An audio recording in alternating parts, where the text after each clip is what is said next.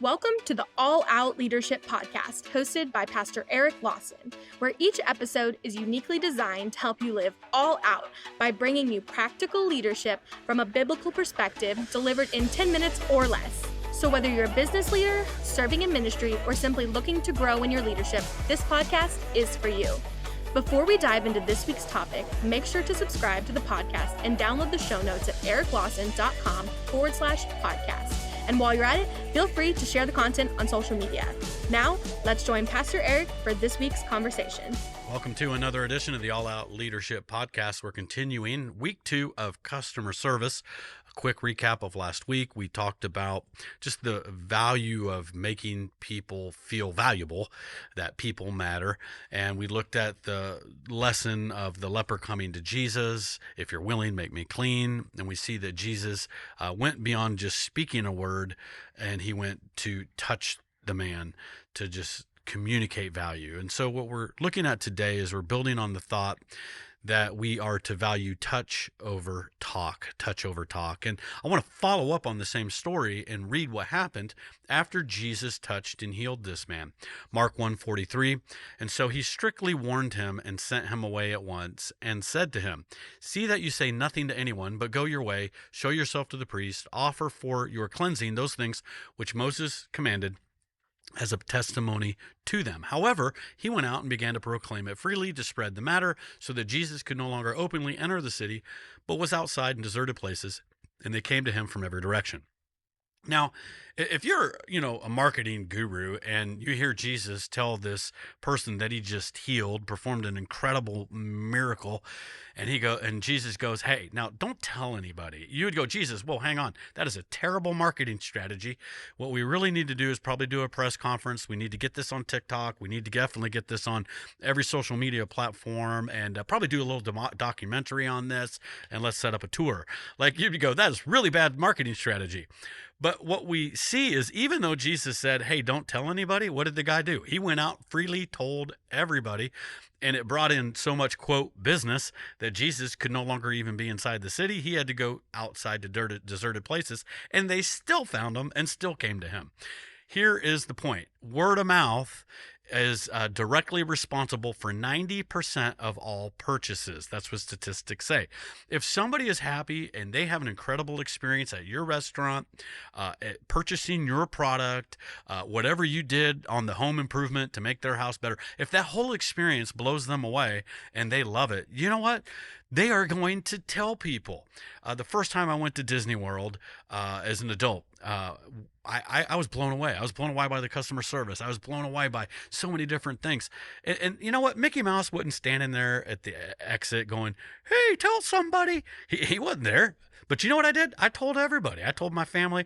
And you know what? I probably have generated more income for Disney World without any commissions than anybody I know. I got family members who've bought vacation club memberships, and they go all the time. And I have friends who have friends that friends to friends. Like, if I was selling like some type of Amway downline product, I'd be a bajillionaire just on my word of mouth of how much I've sent people to Disney World.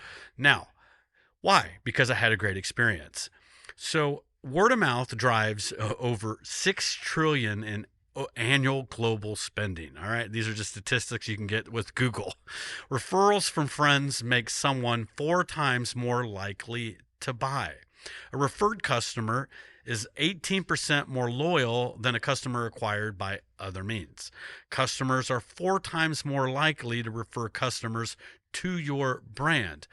Customers referred by other customers have a 37% higher customer retention rate, and customer acquisition through referrals spend 200% more than the average customer, and we could go on and on.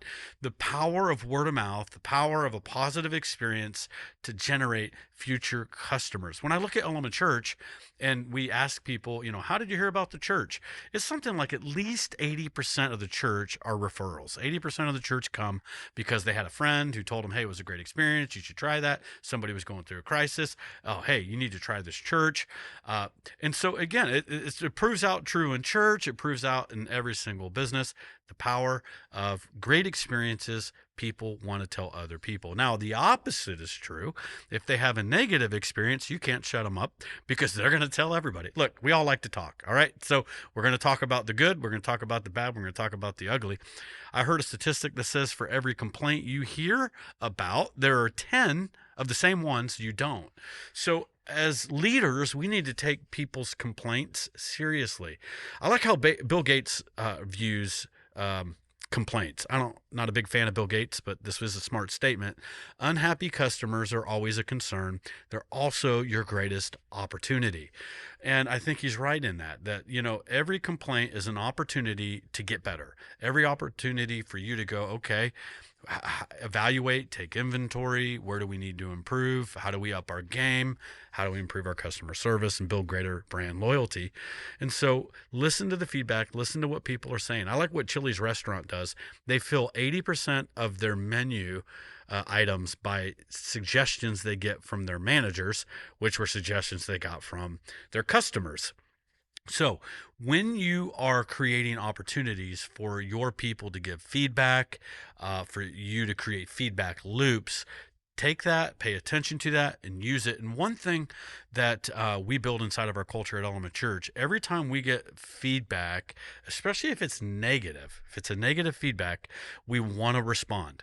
And so if there is any way we know who that was and we can track that down, we're going to follow up to find out more. Oh man, so sorry that you had that challenging experience. We'd love to hear more about that. Anything else you'd like to share? And then we listen, because if we missed the ball, we dropped it, man, we want to fix it. There are times when certain things have happened inside of the church, and it gets to me. There's times I pick up the phone and I've actually just called that person and go, hey, so sorry about that. Would you tell me more? Oh, and then I listen. I don't get defensive. I don't try to defend our position. I go, man, thank you for having the courage to share this with us. Thank you. This is going to help us get better.